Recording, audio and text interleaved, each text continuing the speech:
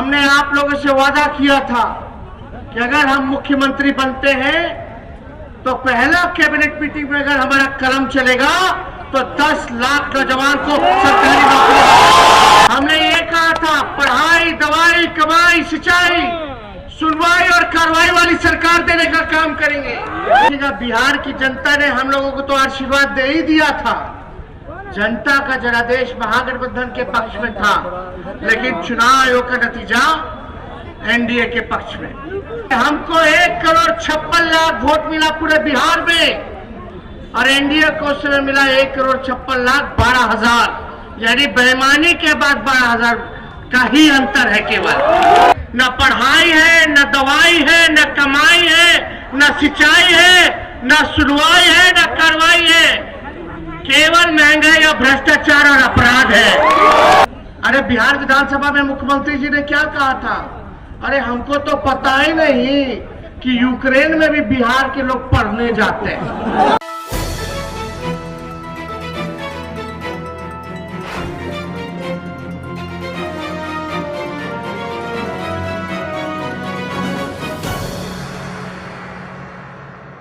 बोचहां उपचुनाव के प्रचार में राजनीतिक सरगर्मी तेज हो गई है और तेजस्वी यादव आज मुसहरी के अहियापुर फतेहपुर में चुनावी सभा को संबोधित करने के लिए आए हुए हैं।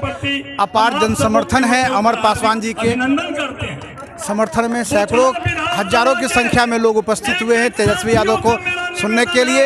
तेजस्वी यादव जी कुछ ही देर में मंच पर उपस्थित होकर जनता को संबोधित करेंगे और अमर पासवान जी के लिए वोट मांगेंगे। क्या नीतीश कुमार जी के राज में होना? गरीब का बेटा अमर पासवान को लालू जी ने टिकट दिया है, तेजस्वी जी ने टिकट दिया है। सामाजिक न्याय के हाथ को मजबूत करने के लिए अमर पासवान जी को आप लोग जिताइए, तभी जाके आपका बोचहां का विकास होगा और ये आपकी आवाज बनकर बिहार विधानसभा में शेर की तरह ललकारने का काम करेंगे। और आप लोग से अंत में एक ही चीज कहेंगे कि तेजस्वी जी अभी आ रहे हैं, अगल बगल में हम लोग सब लोग घूमने का काम करेंगे। 12 तारीख तक हम लोग यहाँ हैं। 12 तारीख तक कहीं भी कोई कमी है तो हम लोग को बताइएगा, हम लोग आपके साथ कदम से कदम मिलाकर चलने का काम करेंगे। जय लालू, जय तेजस्वी, जय राजद, जिंदाबाद जिंदाबाद, बोचहां की जनता जिंदाबाद। देख रहे हैं नया बिहार न्यूज में अमित विक्रम। बोचहां चुनाव लगातार रोचक बनता जा रहा है। उपचुनाव में बड़े बड़े दावे हो रहे हैं। सभी राजनीतिक दलों ने अपनी पूरी ताकत लगा दी है। आज हम आपको बोचहां के मुसहरी प्रखंड के अहियापुर फतेहपुर में हैं और यहाँ तेजस्वी यादव जी की सभा होने जा रही है फतेहपुर में। लगातार 3 दिनों के अंदर तेजस्वी यादव की ये दूसरी सभा है। ये कहीं ना कहीं दर्शाता है कि बोचहां चुनाव बहुत ही रोचक हो गया है। सभी राजनीतिक दल अपनी ताकत लगाकर यहाँ पे काम कर रहे हैं और किसी भी तरह से सीट जीतने का प्रयास कर रहे हैं। एक उपचुनाव में नेता प्रतिपक्ष तेजस्वी यादव दूसरी बार आए हैं और वो भी 3 दिनों के अंदर ये साबित कर रहा है कि चुनाव बहुत ही गंभीर है और इस चुनाव का परिणाम देशव्यापी होगा। देश में इस चुनाव का मैसेज जाएगा। जो लोग आए हैं इस जनसभा में उनसे हम बात करेंगे, जानेंगे कि जनता का रुख क्या है, जनता किसकी तरफ अपना रुझान रखी हुई है। वोट 12 अप्रैल को है। बिहार के कोने कोने से आए हुए राष्ट्रीय जनता दल के वरिष्ठ नेतागण, मंचासीन, तमाम जिला के नेतागण, कार्यकर्तागण एवं बोचहां के कोने कोने से आए हुए हमारे सम्मानित मतदातागण, भाइयों, बंधुओं, माताएं एवं बहनों, तो उनके परिवार का आंसू पोंछने का काम ये डबल इंजन का सरकार नहीं किए। ये कैसी विडंबना! वोट देकर जिताने का काम कीजिए ताकि अनुकंपा का जो सरकारी संविधान है वो कायम रह जाए और भारत के संविधान को बिगाड़ने का काम जो मोदी कर रहे हैं, जो नीतीश कर रहे हैं, उसका जवाब बोचहां का यह चुनाव पूरे भारत के लिए एक अहम चुनाव होगी और हम भारत में जाने जाएंगे कि बोचहां का एक एक नौजवान, एक एक जाति अपना वोट तेजस्वी जी के लिए और अमर पासवान के लिए ललटेन छापर जिताने का काम किया है। जय बोचहां, जय अमर और जय तेजस्वी, जय राजा। विजय बना के विधानसभा भेजे थे, उसी तरह से अमर पासवान जी के आशीर्वाद देके आप लोग भेजाने के काम कीजिए। आप लोग से हम आंचल फैला के भीख मांग रहे हैं कि आप लोग अमर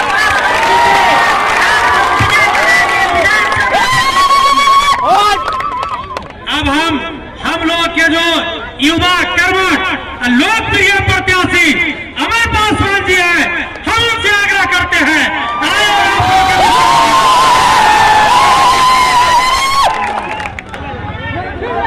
मंच पे सम्मानित सभी नेतागण, माननीय नेता प्रतिपक्ष तेजस्वी यादव जी और सब तमाम मेरे नौजवान साथी और गार्जियन लोग, आज फतेहपुर ग्राउंड में मुसहरी प्रखंड मैं आप सभी का यहाँ पे स्वागत करता हूँ, क्योंकि आज ये ग्राउंड एक तरह से जीवंत हो गया है, क्योंकि बहुत सारे युवा साथी जो हमारे साथ यहाँ पे मौजूद हैं, आज यहाँ से हमने बहुत क्रिकेट खेला है और सभी लोग यहाँ पे मौजूद भी हैं।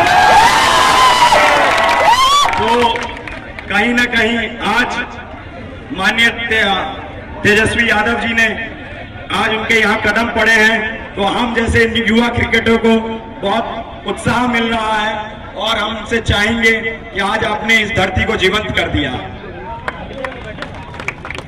सबसे पहले तो आज हमारे बाबूजी स्वर्गीय मुसाफिर पासवान जी एक ईमानदार छवि के व्यक्ति जो आप सबों के बीच में आज नहीं रहे, और मैं तमाम जनता जनार्दन से अपील करता हूं कि 12 तारीख को आप सभी लोग लालटेन छाप क्रमांक संख्या 1 पे आप लोग बटन दबाएं, और तमाम युवा साथियों को मैं अपील करना चाहूंगा, क्योंकि गर्मी बहुत है, तो आप लोग अपने अपने वार्ड के बड़े बुजुर्गों को मोटरसाइकिल से किसी भी तरह वहां अपने बूथ तक पहुंचाने का काम करेंगे और पहले उनसे वोट डलवाएंगे। और तमाम युवा साथी जो है हमारे, वो सभी गार्जियन लोगों को साथ में रख के वहां आगे अपने से पहले वोट दिलवाएंगे। यहाँ पे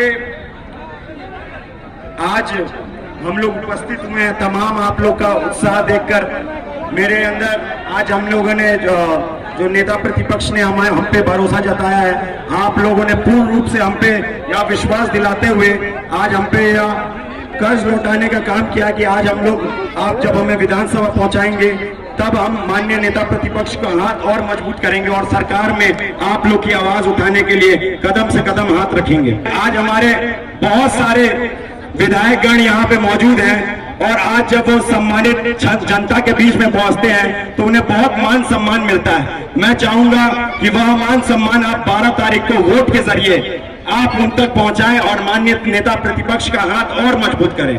इन्हीं सब बातों से मैं आपका विराम लेता हूं और धन्यवाद। पार्टी के सभी हमारे सम्मानित नेतागण, कार्यकर्तागण, सभी हमारे पदाधिकारीगण,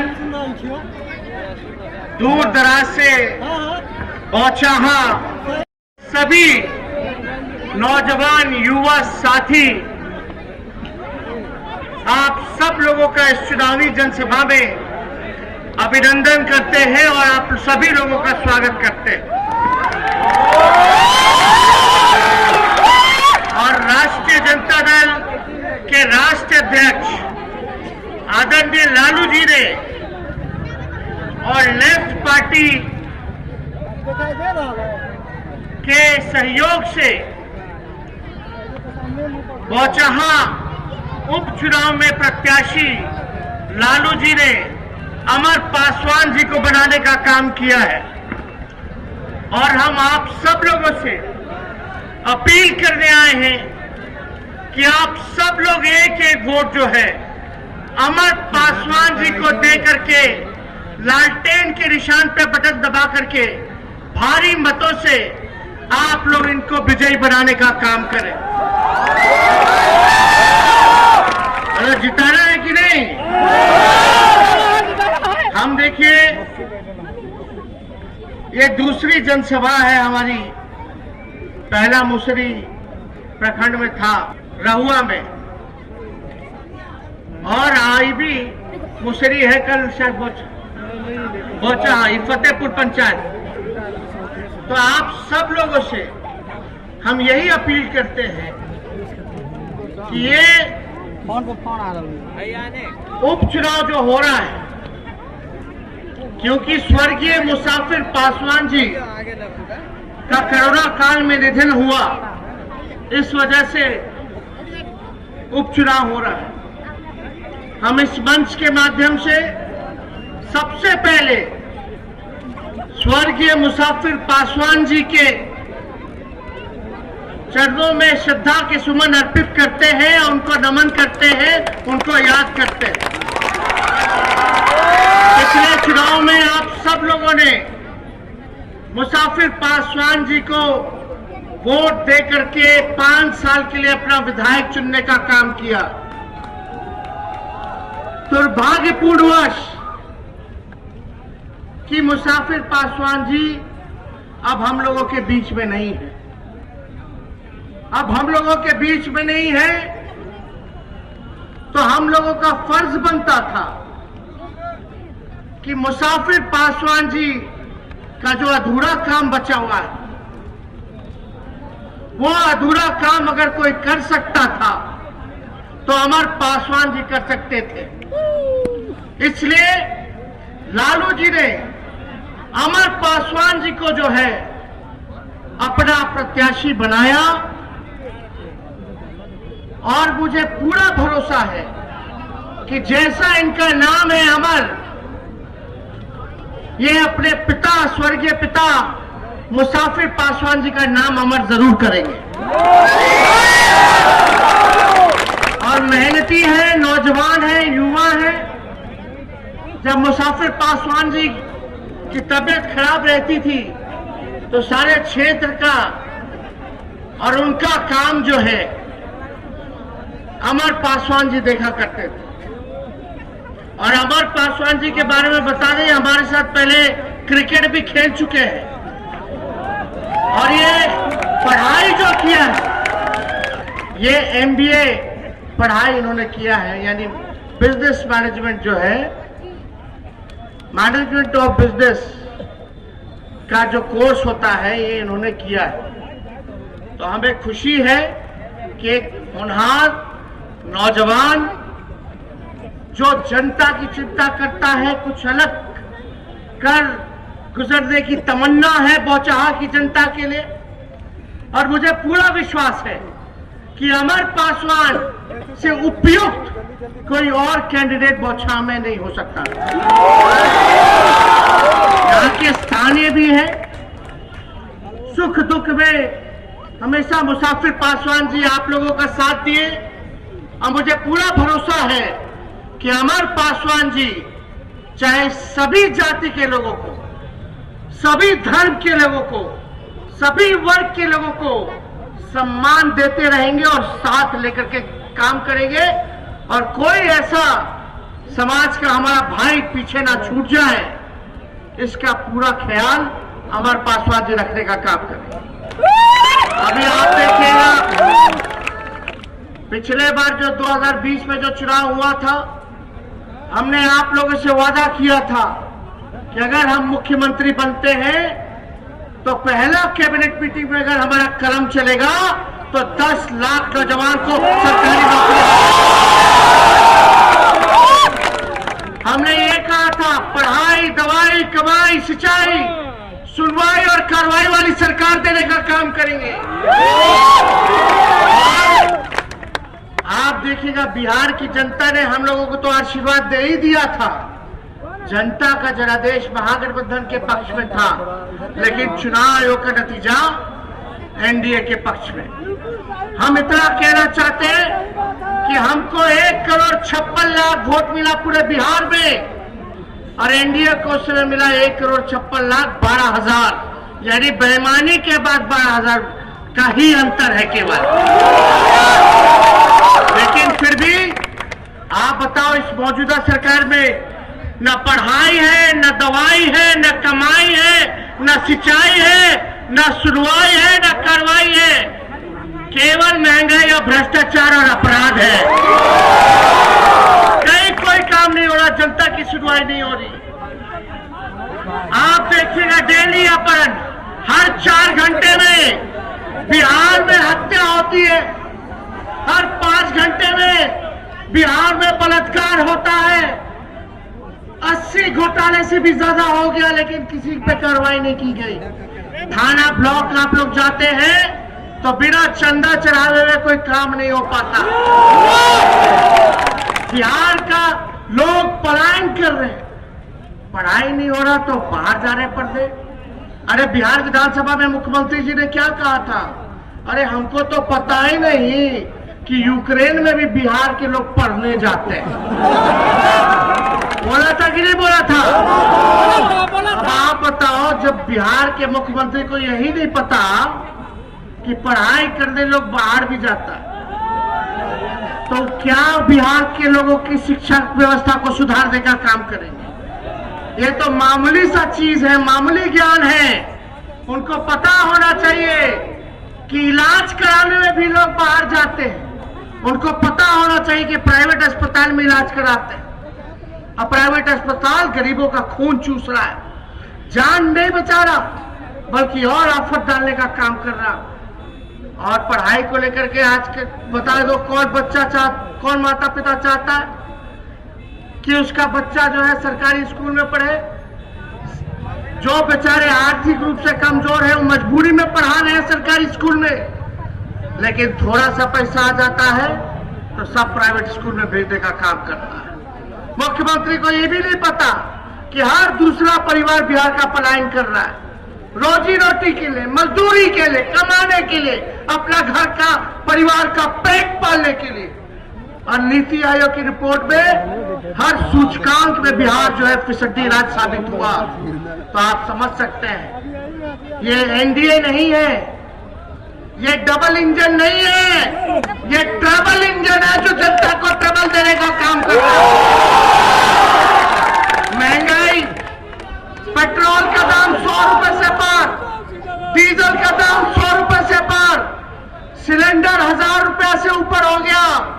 यही भाजपा वाले लोग गाना गाता था, महंगाई डाइन खाई जात है। यानी पहले भाजपा वाले लोग की महंगाई डाइन लगती थी, अब जो है भौजाई महबूबा लगती है। बताओ कहां से गरीब किसान को यूरिया नहीं मिल रहा, खाद नहीं मिल रहा, सही धान का उचित दाम नहीं मिल रहा, लोग परेशान हैं। बिहार के लोग बाहर से तबाह होता है। बताओ मुजफ्फरपुर में इतना लीची का होता है, क्या है फूड प्रोसेसिंग यूनिट खोला जाता, कारखाना खोला जाता, एक बताइए कहीं नहीं।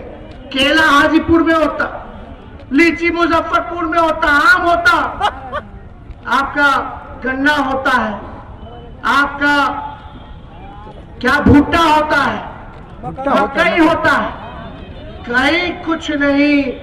एक योजना बता दीजिए जो बिहार में जिसका फैक्ट्री लगा हो, फूड प्रोसेसिंग यूनिट का फैक्ट्री लगती तो काम होता, यहाँ के किसानों की स्थिति अच्छी होती, लेकिन कोई काम नहीं किया जा रहा है इस मौजूदा सरकार के द्वारा।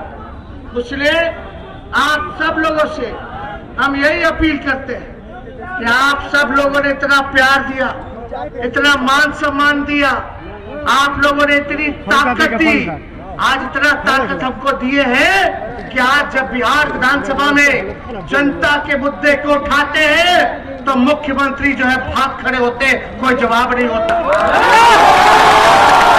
आज इतना ताकत दिया कि मंत्री अगर झूठ बोलते हैं, सदन को गुमराह करते हैं, तो उनका नाक रगड़वाने का हम लोग काम करते हैं, ताकि सरकार पे दबाव रहे, वो जनता के प्रति उत्तरदायी बने, जवाबदेही बने। लेकिन भैया, काका, चाचा, चाची, सुना, इस सरकार नहीं चल रहा, इस सर्कस चल रहा है। बीजेपी वाले लोग प्रदेश अध्यक्ष प्रशासन को, मुख्यमंत्री को कोसते हैं, मुख्यमंत्री स्पीकर को कोसते हैं। बीजेपी के लोग मुकेश सहनी को बाहर कर देते हैं, मुकेश सहनी बीजेपी के गड़ी आते हैं। आप समझ जाइए, हम मुकेश सहनी जी को चिताए थे, हे मुकेश जी, कहां जहां खड़े होकर के भाषण दे रहे एनडीए में, आप समझ जाइए आपका रिचार्ज होगा कि नहीं होगा, वो लेकिन बात नहीं समझे। अब जब बतवा उनको समझ में आया तो बोलते कि लालू जी ठीक कहे थे।